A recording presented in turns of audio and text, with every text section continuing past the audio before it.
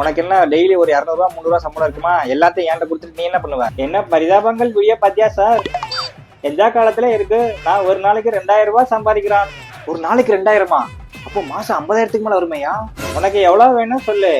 எவ்வளவு நாள் நம்ம வாட்ஸ்அப் கம்யூனிட்டில கலெக்ட் பண்ணி தர்றான். ஓ, வாட்ஸ்அப் கம்யூனிட்டில வச்சிருக்கீங்களா?